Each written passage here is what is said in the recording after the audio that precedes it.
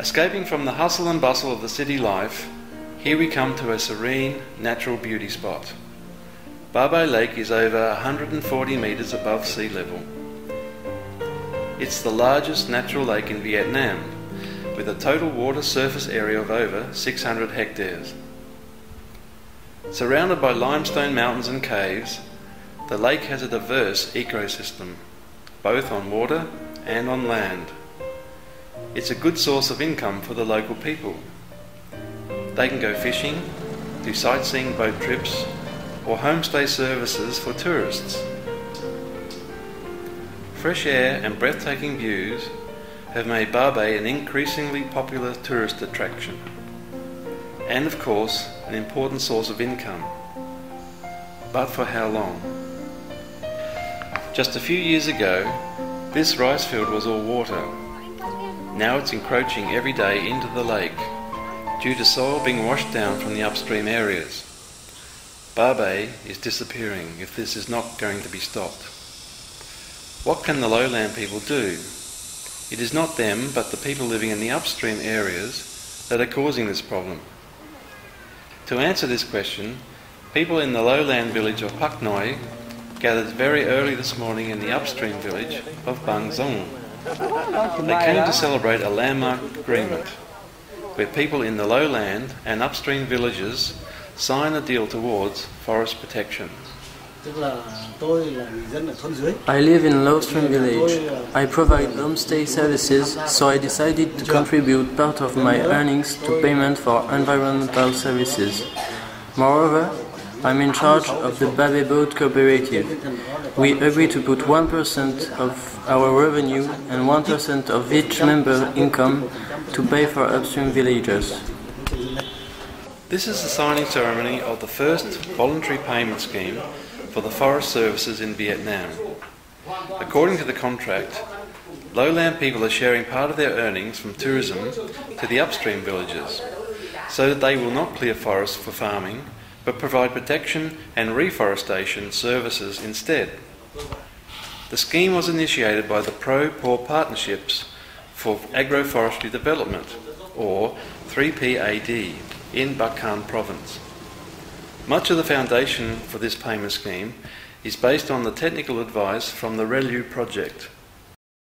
ICRAF has provided technical support for the establishment of the payment scheme for environmental services. We took RELU's advice as a foundation to persuade villagers doing tourism services to pay for upstream people. This newly started payment scheme in Ba Be district is one among many examples of RELU's technical advice. So, what is RELU? RELU stands for Reducing Emissions from All Land Uses. It is a complementary approach to RED, which is an international framework that helps stop deforestation and climate change. Global warming and climate change are caused by increasing emissions of gases, including carbon dioxide due to deforestation. Under RED, industrialised countries will pay developing nations to keep their forests standing, because so far forests only have economic benefits when being cut down for their wood or cleared for their land. What benefits can RELU add to RED? In effect, one of the things that drives deforestation is that people want to get more profitable land uses from different sorts of uses that are not forest, and so they cut the forest for those uses. So the origins of deforestation actually come from land uses other than forestry itself. RED discussions have so far been focused on payments to landowners and users of forests to encourage forest conservation. It ignores other important factors outside forests that contribute to emission growth, such as farming activity on slopes or free grazing of cattle by people without forests. RELU has a broader approach that is based on land uses instead of forest. By that, the project will reduce emissions more effectively while bringing benefits to a wider range of people, not necessarily only forest owners. So what we've done within the REALU project is to look at reducing emissions from all land uses.